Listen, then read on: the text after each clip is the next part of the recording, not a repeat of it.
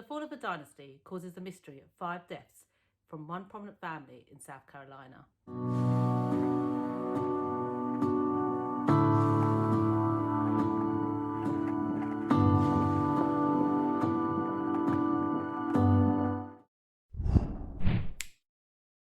Hi, my name's Sara Jade and welcome to my channel, where we talk about true crime, unsolved cases and more.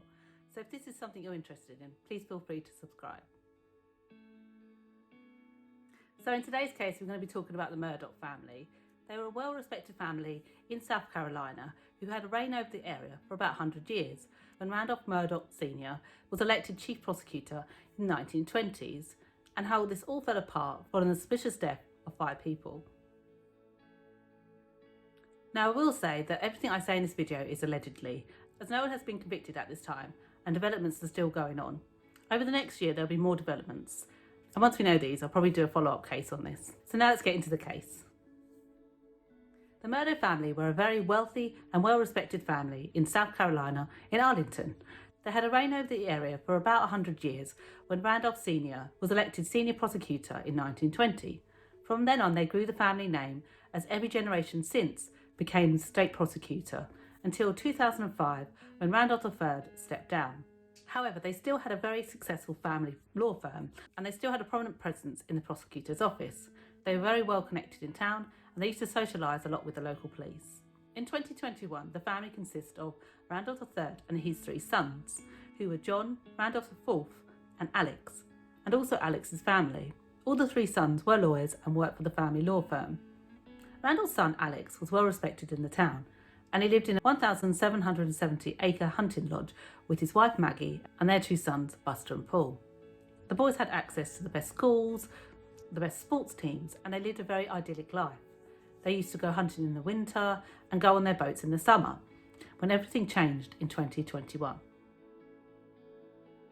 On the 7th of June 2021, dispatch received a call from a very distraught Alex, who described how he just got home from visiting his father and couldn't find his family in the house. So he went outside to look on the property, and there he found his wife Maggie and son Paul dead on the floor in front of their kennels. They had both been shot and had been dead quite a while.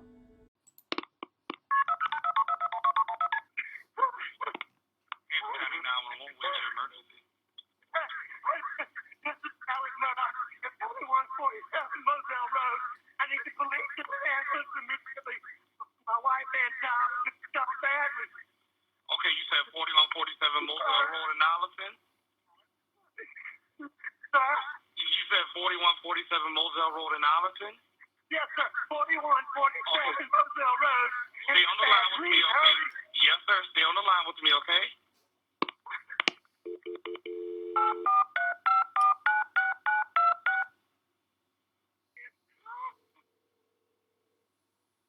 Hello? I'm still here. Stay on the line. I'm still here, okay? Oh, Carlton, I have an Alex Murdaugh on the line calling from 4147 Murdaugh Road. He's advising that his wife and child was shot. Mr. Murdaugh, go ahead and talk to Carlton. it's 4147 Moselle Road. I've been up to it now. It's bad. 15 minutes later, the police arrived and found that Maggie, 52, and Paul, 22, had been murdered. They found false entry into the house, and 2 different guns were used to kill them. They were shot in head and chest. They found one of the guns at the scene and some bullet casing, and it was determined that they died between 30 and 60 minutes before they were found at 9:30. Paul had been killed with a shotgun, and Maggie had been killed with an assault rifle. Paul's phone was found at the crime scene. However, Maggie's phone was found down the road in Arlington. Alex was quickly ruled out, as he'd been at the hospital with his dying father, who died 3 days later after the shooting due to natural causes. His son Buster was also ruled out, as he'd been working and living 2 hours away. Alex and his son put up a reward for $100,000 for any information that was brought forward to help them solve the case. However, very strangely, there was an expiry date on the reward, which was the 30th of September. People also found it weird that the chief prosecutor at the time, Duffy Stone, recused himself from the investigation. He said this was because of conflict of interest. He'd been friends with the family and had also worked for them. Other than this, there was little information that was released about the case, and they kept a lot of the information under wraps. There had been some speculation, though, that this case related to another case that the family had been involved in. Their son Paul had been accused of boating under the influence when a young girl called Mallory Beach died while on his boat. He'd been killed 2 days just before his trial was supposed to begin. On the 24th of January 2019, Paul was going to an oyster party about an hour away from his house and had decided to take his father's boat with 5 of his friends. There were 6 people on the boat, and this was his girlfriend Morgan Doherty, Connor Cook and his girlfriend Marley Bolton, his brother Anthony and his girlfriend Mallory Beach. Mallory Beach was described as a very kind-hearted southern girl who loved everyone and loved animals. She played soccer at high school and worked at the local retail store. She loved boating, water sports and hanging out with her friends. Earlier that day, Paul had borrowed his brother's fake ID to go and buy alcohol so they could take it on the boat with them. They arrived at the party around 8 p.m. and stayed there for a few hours. As the night goes on, Paul becomes quite drunk, and when it's time to go home, his friends are quite concerned that he won't be able to drive the boat. They try and think of another way to get home, but he's very persistent and they all get back on the boat. While they're on the boat, Paul nearly crashes a couple of times and Connor has to take the wheel to steer the boat out of the way. On the way home, Paul decides they should stop in Buford for a couple of drinks. So when they get there, him and Connor get off the boat, go to the local bar and have a couple more drinks, while the others stayed at the harbour. A little while later, they all meet at the harbour again and get back onto the boat. By this time, Paul is really drunk, slurring his words and being quite rude and aggressive to all the others on the boat. They leave the harbour about 1:15 and everyone's quite terrified about the way Paul is driving and his behaviour. He was being very aggressive and was trying to take off his clothes. It had been said that Paul wasn't a very good drunk, and when he got drunk he turned into a different person. He did this so often that they had a name for him, which they called Timmy. Mallory was sitting at the back of the boat on her boyfriend's lap, Anthony, as she was quite scared of Paul's driving. At one point, Paul leaves the wheel to go and have an argument with his girlfriend. At this point, the boat starts to speed up and hits the piling at Archer Creek's bridge near Paris Island, where they're all thrown off the boat into the water. When they swam back up onto the shore, they realise that Mallory is missing and they call 911. 911, where's your emergency? Hello? Police, fire, EMS. Hello? We're in a boat crash on Archer Creek. Whereabouts on Archer Street? In Archer Creek, the only bridge on Archer Creek. Archer Street? Archer's Creek. Archer's Creek. Archer's Creek. Is it? Okay. What's going on? It's by Paris Island. Right. What's going on?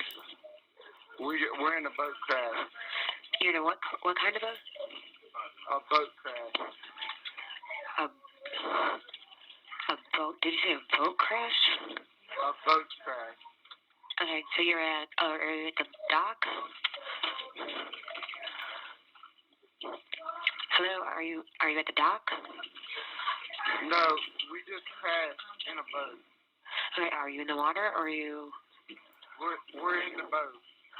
Okay. We have someone missing. Okay. Hang on 1 second, okay? All right, Mom. Archer's Creek. Archer's Creek, correct? Paul, what is this? Paul, what is this bridge called? Okay, how far?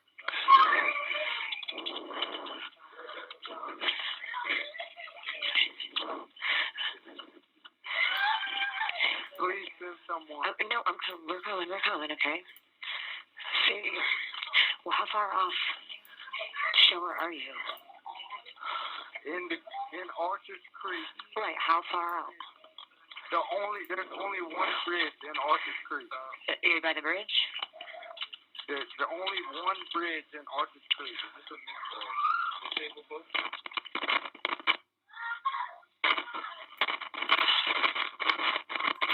Okay. And then, well, who's that in the background? There's 6 of us and one is missing. Okay, there's 6, but one is missing. So 6. Do you guys have life jackets on? Yes, ma'am. We have more than enough life jackets, but we're on the bank. So you're missing. Who's missing? Female Mallory Beach is missing. Okay. The police arrived at the scene about 45 minutes later due to a miscommunication about which bridge they were at. When they get there, they start to search the area and they speak to the others to find out what happens. None of the kids are breathalyzed, and it is realised at this time that Paul doesn't seem very concerned that Mallory is missing. It is also noted that Paul seems to know everyone at the scene due to their connections with his father. They're all taken to the hospital where Randolph III and his father Alex turn up. When they arrive, they start to go room to room and tell them all to be quiet and not to mention that Paul was driving the boat. They were trying to steer away from Paul being the driver of the boat. They searched for 3 days trying to find Mallory. However, her body was recovered 7 days later, 5 miles from the crash. Even though Alex tried his best to steer the blame away from his son, he was charged 2 months later with 3 felony accounts. 1 was boating under the influence, and 2 were for causing great bodily injury. Paul pled not guilty and was given a $50,000 bond, and never spent a night in jail, and there was no rush to prosecute him. He was due to return to court 2 days after he was shot. His uncle also admitted on live TV that he had been receiving death threats, but they didn't take this seriously and didn't think they were involved in the case. Mallory's family also started a wrongful death suit against the family for using a fake ID, drinking underage, and for causing Mallory's death. Connor Cook also filed a personal injury claim against them due to the fake ID being used and drinking underage. They also described how Paul was quite a habitual drinker and shouldn't have been trusted with the boat. He also claimed that Alex misdirected the police and put a scheme together to ensure that the blame was removed from his son. Everyone that had been on the boat that night had been questioned and given a gun residue test, and they were all cleared. And the case is now still open. During the investigation into their death, the police decided to reopen 2 closed cases, as during their investigations they had found connections to both cases. It seemed the once powerful family's secrets had finally started to come out. So the first case that we're going to speak about out of the 2 was a case of Stephen Smith that happened in 2015. Stephen Smith was born on the 29th of January 1996 and had a twin sister. His mum described him as very smart and loved to read books. He was openly gay and always wanted to be a nurse. At the time of his death, he was training at school to be a nurse. On the 8th of July, around 4 a.m, dispatch received a 911 call from a man who described as he was driving past, he had seen a man lying in the middle of the road in Crocketville. Hampton County 911, where's your emergency? Hello, I just going down Crocketville Road. I see somebody laying out. What road are you, what's the name of the highway that you're on? I know it's Crocketville Road. Just know it's Crocketville Road? Yeah. Hold on just a second. And which way are you headed? Okay, you know the back way to go to, like going towards Brunson? Uh-huh. Yeah. Okay, you're on that road just before you get into Crocketville? Turn Crocketville, make that right. Okay. Come to Crocketville and take a right. Wait, take a left. When you go on 601, Bamberg. Uh-huh. If I'm going toward Bamberg, I'm gonna take a left onto that road? Yeah, like you're going I see a road called 14. You can go to Sandy Run, But you're not on Sandy Run Road? I think it is. It says you can Sandy Road, go straight on out. Okay. And is it in the road or on the side of the road? Yeah, in the road. In the road? Yeah. All right. So what's your name and call that number? My name is Ronnie Capel. Okay. All right. When the police arrived, they found Stephen Smith lying in the middle of Sandy Run Road with a massive head injury. The first responder on the case noted his death down as a homicide due to the severe wound on his head. However, the coroner wrote it down as a hit and run, and his family didn't believe this due to the injuries he had received. He had received a large head wound, his right shoulder was dislocated, he had cuts and bruises all over his right hand, but his clothes were untouched. There was also no evidence that a car had caused this, and there was no debris left at the scene or skid marks on the road. During the investigations, the police spoke to lots of his family, friends, and old friends from school, and Buster's name kept coming up in the conversation. They had been to high school together, and there were rumours going round that they had an intimate relationship at some point. One of Stephen's friends claimed that he'd been harassed for being gay, and one of his family members pointed out just before his death he'd become quite quiet and quite secretive. There was also rumours going round that he'd been hit by a baseball bat, and Buster and his friends had attacked him. His car was found 3 miles down the road, and weirdly his gas cap was hanging off his hinges. They suggested that he'd run out of gas and was walking home. However, his mum disagrees with this, as she believed that he wouldn't walk in the middle of the road in the dark. One other thing that the family found very strange was that Murdaugh had phoned his father the day after the accident to offer his legal services for free. Some thought that he did this so that he could be on top of the case and see what was happening. However, the case went cold and it was closed as a hit and run, until now when the case has been reopened due to connections that they found while investigating the shootings. They haven't released what this information is, and we'll have to see what happens in this case. The second case connected in this investigation is the Gloria Satterfield case. Gloria Satterfield was 57 at the time of her incident and had 2 sons, Tony and Brian. She'd worked for the Murdaugh family for over 20 years as a housekeeper. And on this day, she'd had a slip and fall while working at the property and was taken to hospital with a brain injury. 4147 Moselle Road.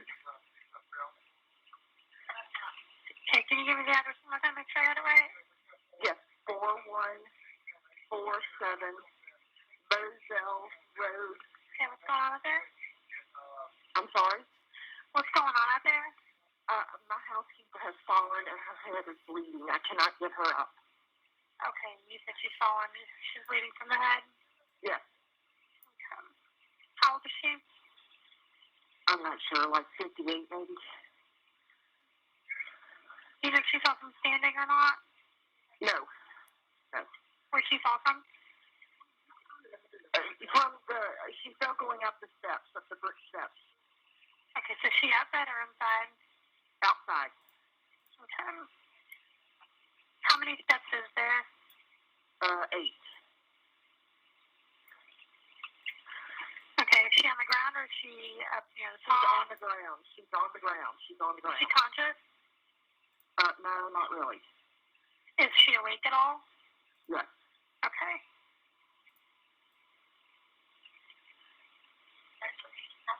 Is she just not responding appropriately, but she is awake? Ma'am, she's not responding. Okay, I've already got them on the way. Me asking questions does not slow them down, ma'am. Knowing if she's conscious is one of the things that the medic needs to know. If she's responding at all to you. No. Okay, so she's not responsive at all. Well, I mean, she's mumbling. Okay, so she is somewhat conscious. Is she breathing okay? Yes. Is she bleeding from anywhere? Yes, her head. Okay, are you guys able to control the bleeding? No. Can you put a clean rag or anything on it? Yeah, I got it. Okay, is she bleeding from her face, the back of the head? I've got an ambulance coming. Sir, ma'am, what? Where exactly is she bleeding from on her head? I'm not sure, at the top of her head. Okay.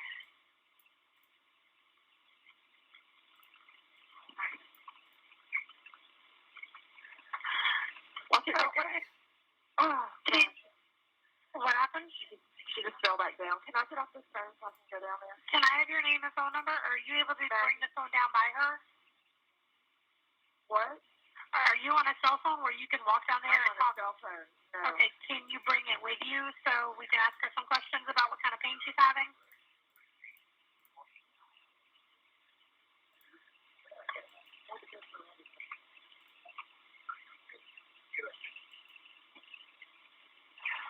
Hello? Yeah, can you ask the patient what kind of pain she's having? Ma'am, she can't talk. Okay, do you know... She's cracked her head and there's blood on the concrete and she bleeds out of her left ear. Okay, she's bleeding out of her ear? And out of her head. She's cracked her skull. Okay. Alright, the other lady said that she had tried to stand up and fell down again? No, I was holding her up. And okay. She told me to turn her loose and she was trying to use her arm, but then she fell back over. Okay, do you guys know who she is? Yeah, she works for us. Okay, do you know if she's ever had a stroke or anything before? Man, can you stop asking her questions? I already have them on the way. Me asking questions does not slow them down in any way. These are relevant questions that I have to ask for the ambulance. One of my questions is, has she ever had a stroke? I don't believe she's ever had a stroke, not that I know of. Okay. However, she died a few days later due to her injuries. There was no autopsy carried out and her death was marked as natural causes. However, this was very strange as a slip and fall is not very natural. At the time of her death, Alex said he wanted to help the family out and make sure the 2 sons were looked after. So he told them to file a wrongful death suit against him and they would receive the insurance money from the claim. Alex enlisted one of his friends to help the 2 sons. The boys have recently come forward to say that they have received no money from the case. They thought the settlement was for $500,000. However, it was claimed that it's up to $2 million were received, so where has all the money gone? Some believe that Alex has pocketed the money for himself. So the police are now looking into Gloria's death, as it seemed a bit strange, and also the insurance claims where the boys haven't received any of the money. Now, things couldn't get any stranger. A lot of things have happened since Maggie's and Paul's death, and more shocking information has come to light. I'll go through these events and how they occurred after the fatal shooting. On the 3rd of September, just 4 months after the shooting, Alex resigns from his position at the family firm. However, it's believed that he's been pushed out due to misuse of funds. It has been alleged that millions of dollars have been taken from the firm. On the 4th of September, just 1 day later, Alex said that he was driving to Charleston when he stopped his car to change one of his tyres. While he was changing his tyres around 1:30, a man drove past his car, turned around, drove back round and shot him in the head.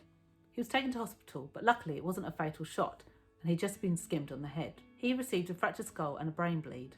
In the hospital, he released a statement to say sorry to the firm and to say that he was going into rehab for an opioid addiction. Apparently he had an opioid addiction for over 10 years. Also, at this time, his law licence was suspended. The police became quite suspicious of the shooting, as they believed that Alex wouldn't need to change his tyres, as he had run flat tyres and would be able to get home. They had also found a slice in his tyre and not a puncture. When they found the knife that caused the damage, it was believed that it was actually Alex's knife. Alex finally broke down and told the police everything. He said that he had set up the shooting as he'd wanted to kill himself. He said that since his wife Maggie and his son died, he'd become severely depressed and just wanted to end it all. However, he wanted his son Buster to receive the $10 million that he'd received from his life insurance. He didn't want to commit suicide on his own because of the suicide clause in his contract. However, he didn't know that this had run out just after 2 years. He told the officers that he'd hired one of his past clients, Chris Smith, and he'd provided him with a gun to shoot him.